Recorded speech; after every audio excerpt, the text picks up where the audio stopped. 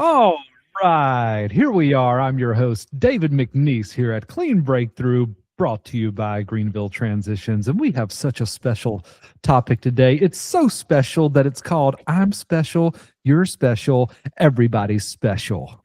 What do we think about that? But very good. Thank you, David. And I also like Lucas, you saying "rip it, Dave," right? To get it fired up here. You're ripping it. You're killing it. You are special, David. We're glad to have you back too. Good to be back.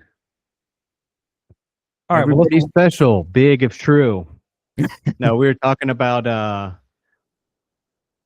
something that I feel like I've been running into a lot, and some of it in my personal life with people who have addiction stuff, and then some of it obviously at work all the time with what we do at GT. But this idea that my son is special or different or unique, and that something about like conventional ways is not going to work for them, and kind of weeding through the nuance of, yes, people do have, people are individuals and have specific needs and things like that, but then also just how characteristic this stuff is of like the young guys that we work with specifically, but I would say even kind of addiction wide, a lot of the manipulative tendencies, behavior patterns, resistances, objections, and like what they say as to why it won't work for them. And I mean, it's almost comical at times when you've worked with a lot of guys and someone's like, well, I'm kind of different, like I just don't know if 12 steps going to work for me. And you're like, oh, let me hear it. Like, what's the beef? I'm like, well, I'm not religious. And it's like, and you think that's different and special? Like, that's like 99% of people's beef with 12, so like, not to diminish it, but it's just like, I don't think that's as special and unique of an objection as you think it is. And not one that can't be talked out, or we can try to find some solution or whatever it might be. But that, yeah, I just think we all kind of think we're special, different, unique. I think parents think their kids are special, different, unique because it's in a vacuum. And once you get around a bunch of other addict alcoholics who are trying to do recovery, you kind of hear that they all have similar objections. And you're like, oh, maybe I'm not so unique. And you get around other parents who have kids who are struggling, and you hear them talking. They're like, your son does that too? I thought that was like just me. And so I think that special uniqueness can kind of only thrive in isolation. And when it's exposed to community and people who like also have been through it, that it kind of falters and fumbles right there on the spot. So that's my opening thoughts. Opening thoughts from Lucas. Thank you. Which point do we pick up on there, dude? You covered that very well. All right, where do we want to start that combo? I'd like to start it with just a personal story from it, because I think looking at my story, I see a lot of this of my mom. I got my mom to tell people I was special and that my problem was worse than someone else's problem that they've worked with. And it was because of the stories I was telling her. Like, no, you just don't get it. My anxiety is so bad, you would never understand how bad it is. And even thinking back, I think that I made my journey worse because I was telling that story so much. I started to believe it more and more and more, to where I went through a phase of my addiction that, like, I was agoraphobic, I think is the word. Like, I was scared of the world. I didn't want to leave. It got so bad, I was to a place where my mom would have to drop off food, and I would just stay behind a locked door and lock windows. And I would honestly some days even peek out of the blinds when I heard her footsteps coming up to drop the food off, and I'd wait for her to leave. And then once everyone was out of sight, I would go crack the door open, pull the food in, and eat. But that's like, didn't want to leave. And I think that I brought that into existence just because of how I was talking about all of this. And then it helped my case, because now my mom's like, no, you just wouldn't get my son. He's that bad off. What is it? I see some smirks. Let me have it. You are a friggin' goblin, dude. And then I would wait for her to leave, and I'd sneak out and get the food and bring it back in and eat it. Was there anything that would get you out, or did you literally only stay in the house? No, I went through like a phase. Yeah, Xanax, drugs. Yeah, where'd you get that at? Prescription. I know, but you go get that, at My the mom would at the drop that farms? off too. No, it'd be like in the Oh bag. my But I went through god. like, and that maybe lasted, I don't know. I would go through like a month or two of it, and then I'd come out of it a little bit, but then I'd be scared of driving, or something else would happen where I was like, but I can't drive. Like my anxiety's so bad, I'll swerve off the road, get in a wreck. I would have these just like crazy fears, but I was like speaking them into existence by telling everyone that they would never understand how bad my problem is. So when that's happening, do you feel like there was like it was a strategy to like keep myself stuck so I Yeah. don't have to change and I Yeah. can just keep doing the same stuff I'm doing? Like I don't have to change because this is how unique I am. This is how bad off I am. Yeah. I think it was twofold. I think there was a part of me that like wanted to stay stuck and wanted to keep the current solution that wasn't really working long term. But Mhm. that's what my brain knew worked for short term. And part of it was like, I don't know, dude. The fears were real too. Like I felt like it was Mhm. crippling anxiety some days and panic, and so Mhm. Yeah, the isolation is very interesting. Like really, really an interesting move. Because you would typically hear people would go out and about and like get their hands on drug, but you have yours like door dashed, yeah, which is interesting. yeah. Just use the mail service. What did you do in the house? What were you doing in there? Watching DVDs. Yeah, watching movies, playing video games, selling drugs. Wait, where would you? People would come pick it up at your house. Ship it. Oh, this is when you were shipping Yeah, and you're shipping stuff. yeah. Or I'd have somebody come pick it up and drop it off at the post office. This topic might backfire. We didn't think anybody was special, but the more we're talking about Dave, we're like, David might be special. He's so bad. He's a unique case. No, but I mean, I went into treatment thinking, and even I had my mom spinning that story of like, I remembered being dropped off at the first treatment, that treatment center in Kentucky, and she was like, "Hey, like you don't understand his anxiety, his anger, like everything's on a different level than probably anything you've ever seen." And because I was spinning that to her, and I started to realize more and more. It took a long time, but that I wasn't unique, I wasn't special, um, and it honestly, what helped me more than anything was like getting mentors around me and going to meetings and hearing other people's stories and realizing like, damn, like I thought I had it bad. They got it bad. Like I don't even have it as bad as that guy. Um, but it took being around a community and hearing, like Lucas was saying, other people's stories to kind of spin out of that and realize like maybe I'm not that unique. Maybe I can get better. And that was the big message to take from it, is like maybe there's hope. Which is that's but that takes time to get there, correct? Like, isn't it easy at first to hear those stories and be like, see, like this is why I am different? Yeah. Like this guy had the problem worse than me. Why should I ever listen to him? Or yeah, these people aren't as bad off as I am. Like emphasizing the differences in a negative way to keep people at arm's length versus where you eventually got to, where you're hearing the story, then you use it for like empathy and connection with other people. Like, man, they have a really tough story. Like I'm fortunate. Like I have some gratitude there. Talking about pretty substantial shift. Do you have any idea how long that took to get to that place? I think I can remember a clear moment where I made a shift, and I think it took me around 3 to 4 months before I started.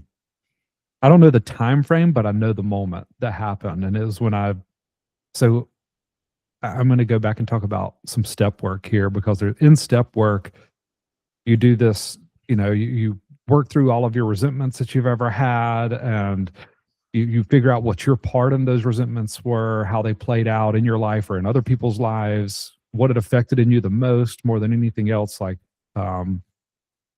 was it your insecurities, your ego, your pocketbook, stuff like that? And then the other part of this is, once you figure all that stuff out, you share it with another person, like some sort of a mentor. And I was terrified of that, of sharing my faults with someone else, because I want my image to be good to anyone that I meet. and I don't want to be judged on my faults. And I finally, I was in this place of like, whatever, I'm just going to do whatever they tell me to do to prove to them that it doesn't work. So I'm going through this step work. I'm talking to my mentor. I was like, fine, you know what? I'm going to tell you this stuff, but like, you're going to see how crazy I am. I've had that going on in the back of my head, but I start telling him my stuff, and I was vulnerable enough to say, man, I'm really worried to read this next page to you. Like it scares me to do that. And he was like, all right. Well, that's fine. He was like, you know what? You're being vulnerable with me. Let me be vulnerable with you. And he started to share a story about himself. And before he got into recovery, about something awful that had happened to him that just, I'm pretty sure my jaw hit the floor when he went through his story. And I was like, oh my God, dude, like, I'm so sorry you had to go through that traumatic event, and that's terrible. But that was like the shift that happened, the clear shift where I was like, okay, I can share anything with this guy.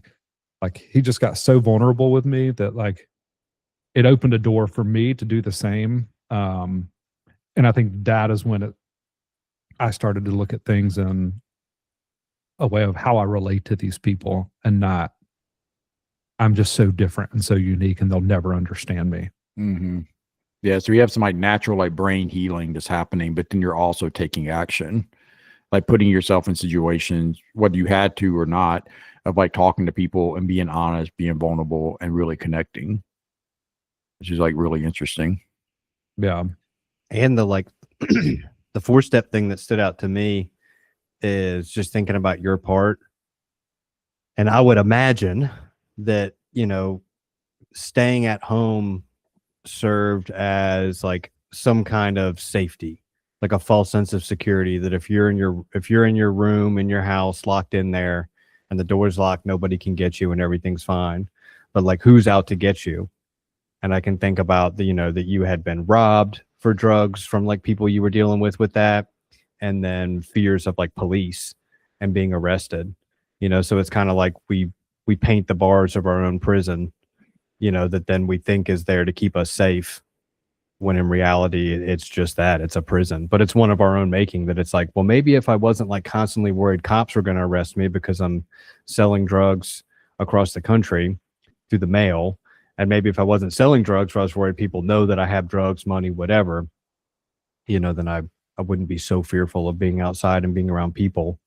And then I feel like also the longer you stay in that, the more the fear grows and probably gets more irrational, of like, now I'm just afraid of anyone. Mm-hmm. Yeah. Well, and the third, yeah. So like, robbed, held at gunpoint. It was clear to me that I had police after me for a while. Like that was a proven fact. But the other thing was just keeping the general public away, because my problem had gotten so bad. I didn't want to be judged for how much I was using. So it was like another way of protecting that image of like, okay, I just won't see anyone then.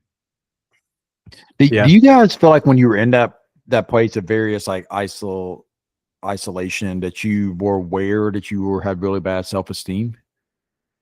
Or was it too hard to, like, you can see it now in hindsight that like my self-esteem was really bad and I was keeping people to arm's length, and you just didn't know it at the time? I was such a surface level person. I mean, that wouldn't have even crossed my mind. Yeah, exactly. Like, everything was just everyone else's fault. Yes. They're a bitch. They suck. That guy's a dick. He just doesn't like me. Yeah. It just had to be. I mean, I couldn't even imagine having the thought of like, do I possibly have low self-esteem? What does that mean in my life? Yeah. Like that was just not happening. Yep. I would agree with that. And I think that's what's hard about like trying to help or love someone who's struggling with it. It's like you can so clearly see it from the other side of like, this person is really struggling. And not only are they like struggling, they're being kind of an asshole about it. Like they're pushing me away. And that's why it's so hard to be patient with somebody who is struggling like that. They're like, dude, you clearly find yourself to be very inferior, and are like really ashamed, but you're just denying it and being mean about it. It's like really hard. Well, and that feels like an attack. If someone had said that to me, of like, well, do you think you have low self-esteem? I'd be like, I don't have low self-esteem. Like, yeah, that feels like a bad thing that I wouldn't have wanted to own, and would have just been another reason to go on the attack. Yeah. towards everybody if someone pointed it out, because I'm sure somebody did along the way. I mean, I had therapists and treatment and outside of treatment and sponsors and all kind of people that I'm sure saw that and gently tried to point it out. I probably shut it down. Yeah. So you have to like work through, you have to get to the place of connection, right? But like, what is the pathway to that? Like, how do you get there? How do you get to where you're actually able to sit down and talk to someone and say, hey, I'm really like embarrassed to tell you about this, or I really don't want to share this next page of what I wrote on my 4-step. To me, I mean, for me, I had to force it, and it was awful. It was very painful, very uncomfortable. I used to run from the van at treatment. Like when the car would get ready to be loaded up to go to meetings or out into the public, I would like go hide in the woods and be like, they'd be yelling out like, David, where are you? And I'd be like, I'm not coming. I'm never coming out. And I was just terrified, dude. I can't explain the anxiety that was happening for me, but it took exposure. Like I just had to keep exposing myself, as miserable as it was. I mean, I walked out of meetings like hyperventilating because I was started having panic attacks. But it was just like forcing myself over and over and over and over again to do it. And then eventually you get comfortable with it. And, you know, it's kind of like before we started this topic, you brought up another topic, Cole, talking about the first time and the last time. And I took that as like the first time you do something, you're really scared. Like I just had a baby, and, you know, the first time that I have to change the diaper or put the baby to bed, I'm like, oh, can I lay it down like this? Am I supporting the head well enough? You know, but as time goes on, you're way more comfortable in your movements and the speed in which you do things. Yeah. And that's what it took to like get back into a community. Mm-hmm. Yeah, it's kind of like forcing yourself with accountability to do what you're built to do. Yeah, why y'all laughing? Because I saw Lucas smirking the whole time, and I just was thinking like, he took an over/under on how long it was going to be before I brought up the baby. I'm surprised it wasn't earlier, dude. No. I mean, dude, you have a baby. That's all you want to talk about. I was just thinking about, because you were like, I just had a baby, and I was about to say, congratulations, David, on birthing your baby. I'm sure your wife is really happy about that. I'm surprised it took this long. I would have been bringing that up immediately. It's a big deal. Yeah. That's all I wanted to talk about once I had one. It's like, it's the most amazing thing ever. Yeah. You guys don't know. And people are like, yeah, no, we do know. Mm-hmm. Yeah. We have babies too. We get it. But when it's fresh, dude, it's the coolest thing ever. Yeah. It's amazing. Yeah. But it's like, because what you're built to do. You're built to share with people about hard stuff. You're built to like take care of the next generation. Like that's what we're literally designed to do in a lot of ways. But then that's what's so sad about like addiction. It's just like it shuts that off and you can't do it. But then like, because the people who were trying to get you in the van were really nice to you, David, and you know, your wife birthed a beautiful baby girl. It's putting you in situations where you can do what you're designed to do, which is like, you know, be a human. Welcome to being a human. Yeah. But a lot of that is like, it's why our program is laid out the way it's laid out. And I wish that it could be totally optional. And it is optional to be in our program, I guess, unless you're court ordered or have something like that. Normally that happens with nothing to do with us. So it's not like I want to jack that up. And we've even had people, we got them transferred to a different place because they were really unhappy with us, but they were court ordered to do something. So I think we always want to try and find a solution. But I am convinced that if we let going to meetings every day be totally optional, you only go if you want to go, I don't know if anybody would ever get in that van and go. And if getting a sponsor was totally optional and only do it if you feel like it resonates with you and that you really like that idea, I don't know if anybody would get one. If chores were optional, if making your bed if all like the core aspects of our program were optional, group therapy, hey, only get in the van at 9:15 a.m. Like if you feel like you want to do group today and if you want to see an individual therapist. But I just don't think any of that stuff would ever get done if it wasn't laid out as like, hey, to be in this program, this is what we do. It's not negotiable. You know, we believe in this. And then when guys just start to go through it, they can buy in, but they kind of have to do it to buy in. I mean, we could talk about what it is to go to a meeting forever. you know, and I don't know that I could ever convince a guy until they go. And even that time, it's like, see, I told you that was bullshit. I hated every second of it. And then they go again and again and again and again. And finally, they start to see some value in it. And it's interesting because I was talking to a guy yesterday that is going through our program for the second time. And he's doing really, really well. Super proud of this guy. But he was like, yeah, it's crazy because like now I'm getting the benefits of doing all this stuff.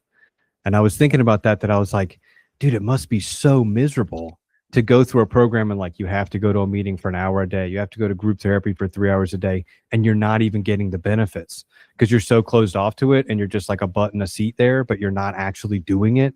So then you don't get any of the positive and you just get the time suck of the negative of just like, I have to spend all day doing all this stuff. It's like, no wonder that you're resentful at recovery, the program, 12-step, therapy, all that stuff.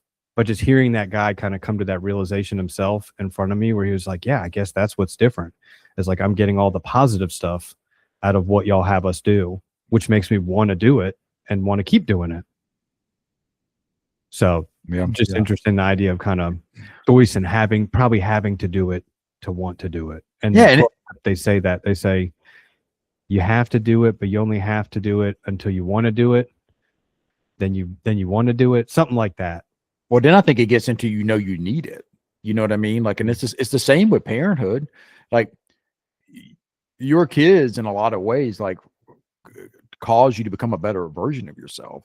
Like, you're getting up early in the morning, you're tired as hell, but you also are like more focused at work. And how do I provide for this family? How do I become a better version of myself for them? You know, like that's what this whole connection thing is, whether it's to children or to somebody in a meeting or to a therapist, whoever. Is I need to show up better for these people, but also ultimately for myself.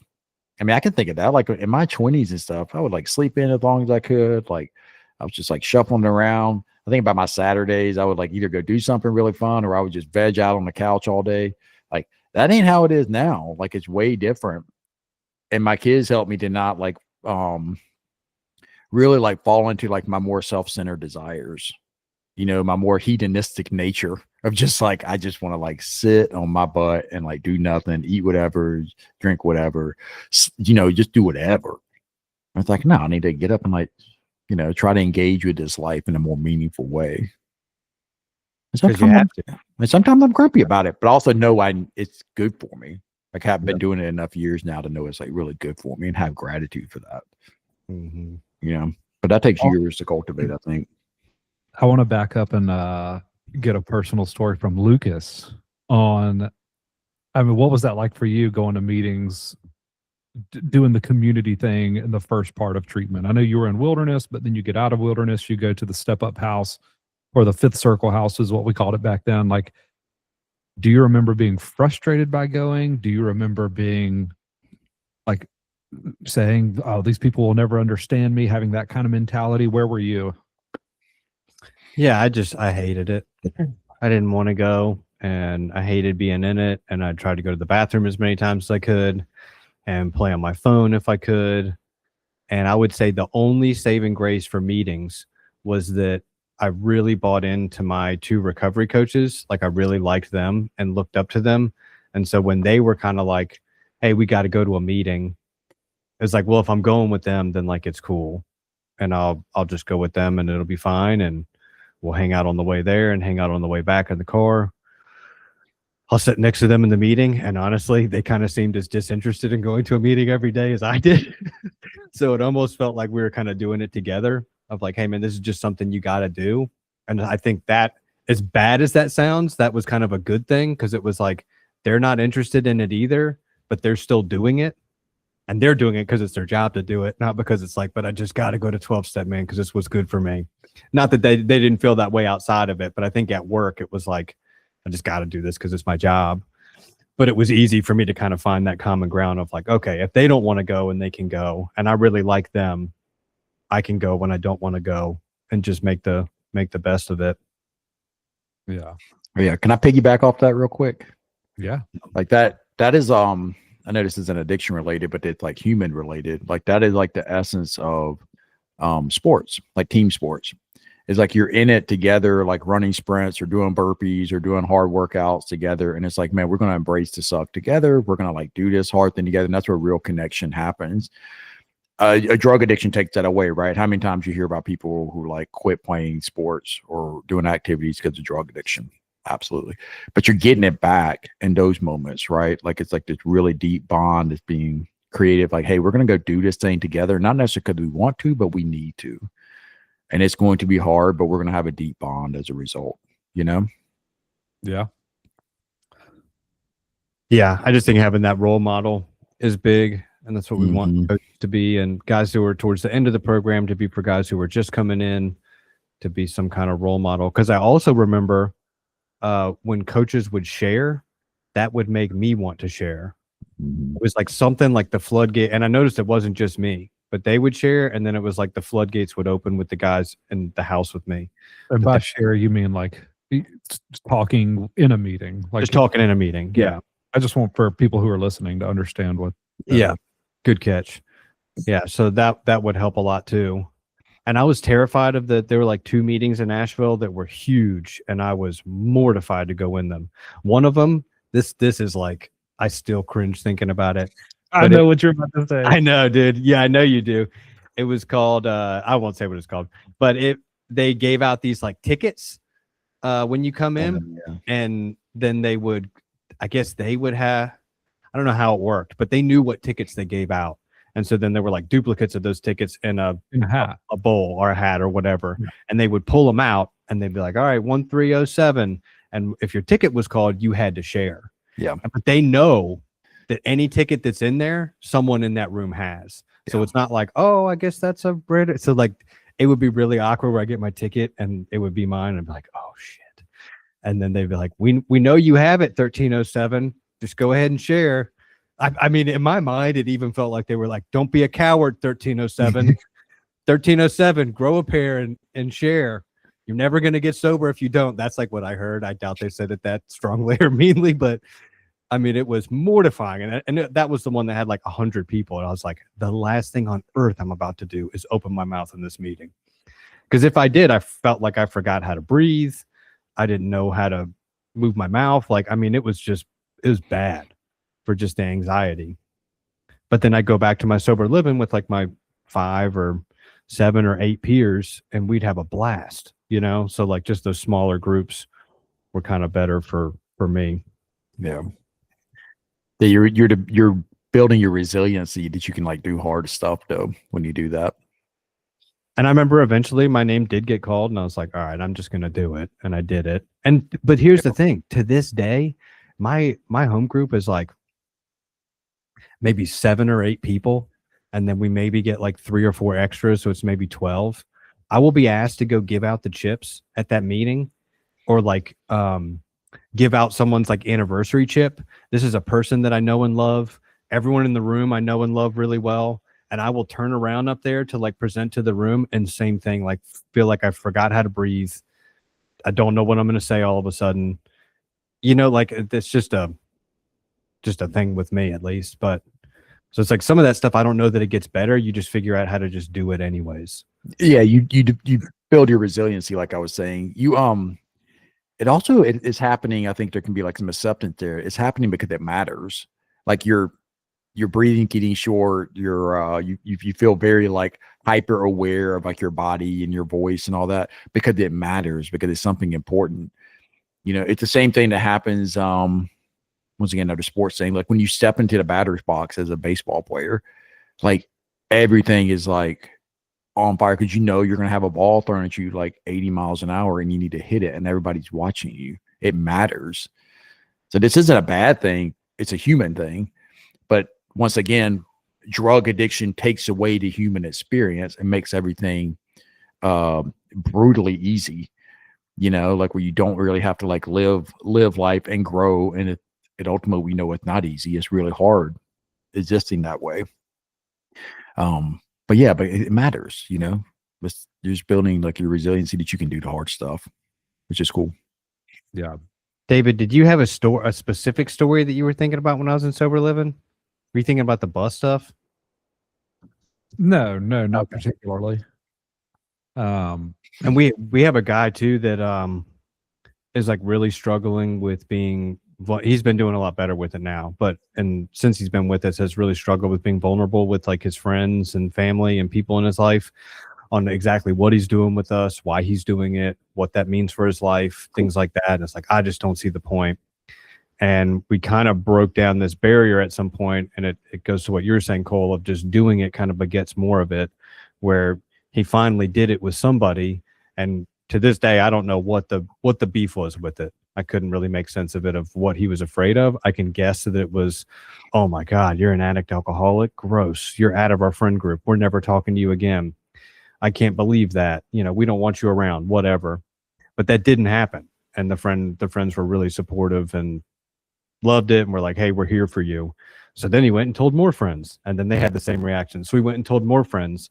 And so I think when you just build up that evidence that what I build it up to be in my head is not true, and actually the exact opposite is true, which is really good, then I want to do it more. But I kind of have to do it to start, and that's the hardest time, that first person you tell.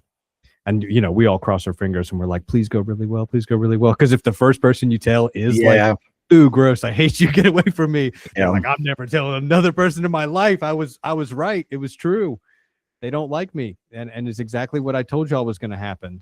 And that hardly ever happens, but you always hope for that to go really well, because then you know that they'll be bit by the bug with it essentially, and they'll just keep doing it. Mm-hmm. Yeah. Can I share like a non-addict perspective on it, on some of this like hardship part of it? Because I think it's important to hear for like it's important to hear, because like the process of recovery, like everybody experiences on some level, we just don't realize we're experiencing it. And that's what's one of the benefits of like getting sober, is you're very aware that, hey, I just overcome something hard. People do this all the time, but we just don't even like realize it. But my first day at my big boy job after I graduated with my my degree, so I'm working at a bank, and the bank manager hands me this like page-long document, which is like the mission statement. It's like this whole like this long thing, like the page-long like document of the mission statement of the bank. And he's like, "Can you read this in our like morning meeting?" And I'm like, "Oh, sure," because they're all looking at me. I stopped like being able to read. I don't know what happened. My brain short-circuited. I was putting periods where there were no periods. My voice was doing the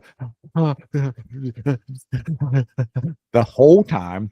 I couldn't keep standing. I had to like lean over onto like the teller, because this is in the bank, the teller like counter. I'm like leaning over on it trying to read, and I'm like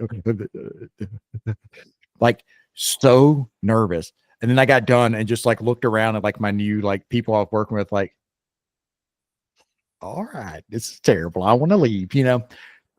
It was humiliating. And so then like after the fact, like I really like thought about it a lot, and I'm like, I have got to like get better at this. And then I was somewhere around there, like a year or so later, I was going to grad school, and I knew I was gonna have to do a lot of presentations in grad school, like hour-long presentations in front of the whole class. And I was like, I have got to like work on this. I got to develop my resiliency. So I started doing Toastmasters, which is like a free like community. It's almost like AA for people with like public speaking fears.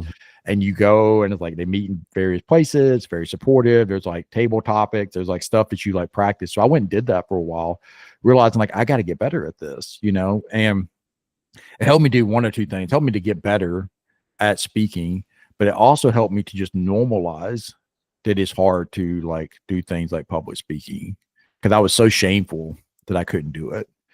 And like this is like where the foundation of resiliency is. It's like having empathy for yourself, that this is hard, and yet I can still persist. So having that like persistence, having that resilience, and also that empathy, these are like the necessary things. And you're doing the same thing sitting up there in Nashville at that giant meeting when like somebody hands you your ticket and it gets called. You're doing the same thing at its core, you know, when you're going through a step 5 with your sponsor and you're sharing like all your step 4 work, like you're doing the same thing. And this is like part of like becoming a human again. And it's beautiful. Like that's one of the best parts of my job, is I get to hear people doing that. And then I remember like this is a necessary part of like evolution and like human human experience, and it very much normalizes it for me personally. So that's kind of like a non-addict like perspective on it and stuff. Totally agree. Yeah. You I don't think use you- it, you lose it. What's I that? think So if you Yep. don't use it, you lose it. Yeah, true. I think Yeah. in situations like that too, that the crowd matters a lot. Like, Mhm. I have the same issues sharing in meetings, or sometimes in meetings they ask you to read some out of Yeah. a book before the meeting gets started, and I would like freeze up and forget how to read, but it's because of the crowd in the room. Like those people had something figured out that I didn't have figured out, and I felt very judged by them. And I feel if I were reading a children's book in front of a third grade classroom, that would have gone a lot smoother. And the same for you. If you were reading a children's book in front of your daughter's classroom, might have been a little easier than reading that mission statement in front of your new job where employees have been around there for 10 years. They know how everything rolls in there. So It's I the felt- stakes. yeah. What's at I'd stake? rather read something to you guys than to the president of the United States, or, I'm going to fumble all over the place. Mm-hmm. Mm-hmm. Yeah, what matters if I mess it up? Yeah. I get like this bad in our, there's like a every other month meeting in Greenville where it's like all the treatment providers come together, the PLA meeting, and you go around the room and everyone has to stand up and introduce themselves, but it's everyone in like the addiction treatment world in this area, like general area, but we all do addiction treatment so differently. And I always feel so judged by like some people that may not be doing it the way that we're doing it. So I get that same sense of like fear and anxiety of having to stand up and say, hey, this is who I am. This is who I represent. This is what we do. And it is like crippling. Like I want nothing more than to just turn around and leave. Yeah, just the fear of judgment. Yeah, and seeing the differences, because you pull back, you're like, okay, these are all. It's just everybody in here is for somewhat of a personal reason. You don't get into addiction treatment without having some type of like somehow, right? And so if you like focus on the similarities, it feels a lot safer. But if you focus on the differences, it feels like way more dangerous and like therefore more likely to be anxious. That's the same way I felt that first day at the job. I'm like, I'm just like fresh out of college. All these people know what this is. Like they know what's going on. They know each other. Different. Oh my God, I can't read. Yeah. So the similarities versus differences is a really important focus point with that. I'll also say too, like thinking about when you see somebody else struggle to read or speak, like what comes up in you. And I usually feel loser. Can't believe God, he this person can't read. Get out of the room, dude. Go home. Today, Junior. No, I have like so much compassion for them, and I wanna be like, all good, dude. Like it's big words. Yeah. I think about it in 12-step meetings, and there's like a lot of readings that were written in like the 1930s. Yeah. So it's just like words that people don't say as often today. And yeah, the first if I see somebody share their story in 12-step, like their personal story for an hour, I always go up and shake their hand and say, hey, you did a really good job. Even if I don't think they did a good job. Yeah. Just because like I want to make them feel better because I know how hard it is to sit up there and to do what they do, even whether they do it well or not, or to read and to mess up and what you're thinking in your head of like, oh, I'm so stupid. I can't believe I don't know how to say anonymity. That's always the one that gets people, anonymity. Such a tough word. Like I get it. And like I remember reading that word and thinking the same thing of like, oh my God, how do you say that? Like, until you say it 100,000 times, and then of course it's easy.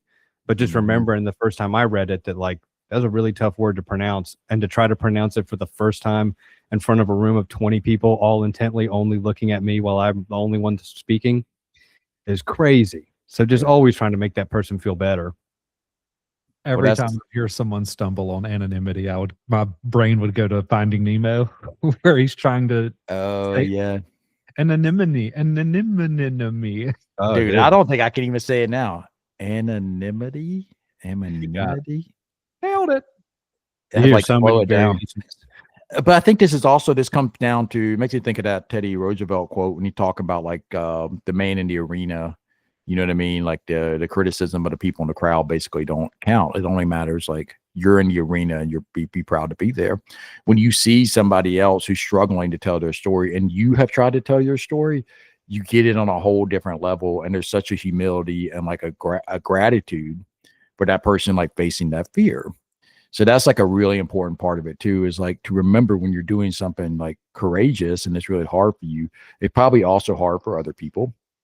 And the people that respect it are ones who have actually done it themselves. And that's the only opinions you really need to like burden yourself with. The people who want to judge it and everything, like those are not the people you need to be worried about. Well, and that's most of our guys when they're in the sober living will have like very harsh judgments of speaker meeting or what someone shared or whatever, you know, and that's always my thing is like, until you share regularly in a meeting, I don't really want to hear you judging what everyone else shares. And until you're willing to speak and say your story in front of a meeting, and first of all, to even have a story to speak, which involves having some recovery component of that, to even be invited to speak, I think you should try to reserve your judgment until you go up there and see how hard it is. And if you do really, really great, man, that's awesome. I hope that you do. But I think that you'll see that it's a little bit of a struggle and the nerves are there and you might trip up or forget a story or this or that. And then look out and see all the people and be even more, you know, it kind of snowballs in a bad way. So just trying to reserve judgment until you've kind of been there and done it. Yeah. All right. So classic us going off on some side quest. As we need to wrap this back up due to time, how do y'all want to end this? With the topic of you're special, I'm special, everyone's special. Yeah, we did it. We got way off that. It's more off in the distance. We got so far off that. Oh man, bear with us, people. I think it was a good conversation. We just did not talk about that. God. I think we talked about it all the way through. Like even what I just said was, it's still even what I just said is like, I'm special. I can like critique this person until you do it. And then you realize you're not special and you're going to have the same struggles that the person who's up there struggling speaking is. Yeah. I guess I'm just saying, what would be our closing statement to the people watching this, parents, anyone out there who like, they're determined that their kid is so unique and needs extra treatment or extra help, or no one will ever get it. Closing statement. It's like you hang on. Let me just say a goofy one. It's like, you're not special because you're like everybody else, but because you're like everybody else, you are special. Like, it's just like it's a snake eating its own tail. All right, Lucas, give us a better one. What you got? All right, everybody is special. Everybody is different. Everybody is unique, except for the ways that they are exactly the same. And sometimes finding the difference between those two things is difficult.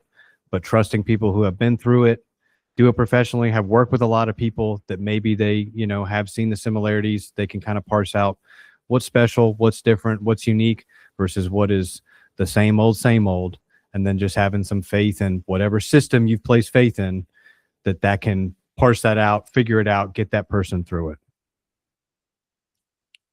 Boom. Love it. Let it rip, Dave. Yeah, Mike. Let it rip, Dave. All right. Well, is that all we have for today? Yeah, David, you said closing statement, dude. Yeah. And then we did the sign off. Let it rip, Dave. That's the sign off. Let it rip, Dave. End the recording. David, pull the trigger. All right, let it rip.